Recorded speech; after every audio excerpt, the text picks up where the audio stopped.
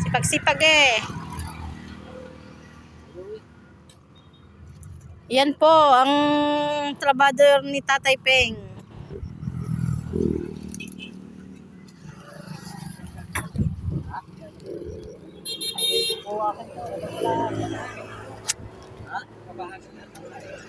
Hindi po kami nagbebenta.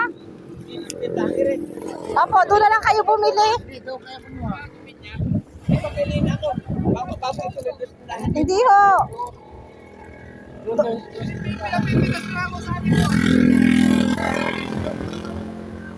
Ayun po, may tindahan doon sa puntahan na yun. Ay, mas ito. Yung tinatawag ko kanina pa. Oo. Oo, ganun ngayon. Ayan mo yun ngayon. Kasi sa nao kayo, bukas higa siguradong mayroong malaki. Oo. Ito ho kasi ano lang, nabili na. Hindi nasagot kaya ako yung nagmotor. Baka nasa bahay pa ho. Manarya na yun.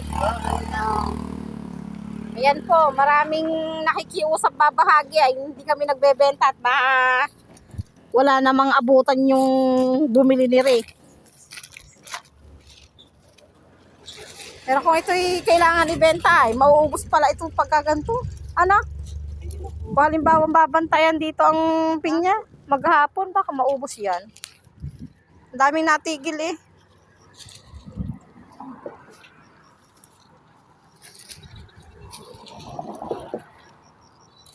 Pagka kami ang bantay, hindi talaga kayo makakabili.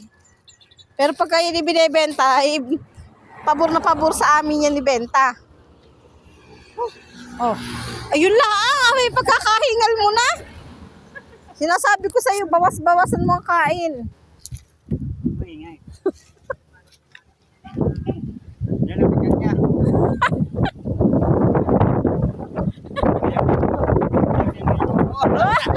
Kayabangan. Ayan. O, yung tiyan mo na po. Gusto pinalabas pang buturin.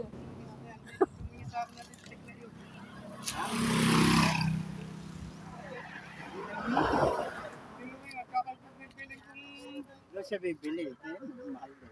Oo, sabi lang yun, hindi nasagot. Alam na yung mga taktika. Ano yun?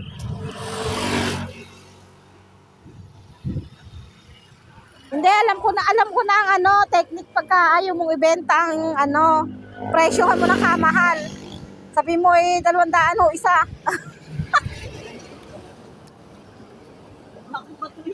Ang 50 lang isa. Ay sige, bato sila at na sila lalong mapamahal.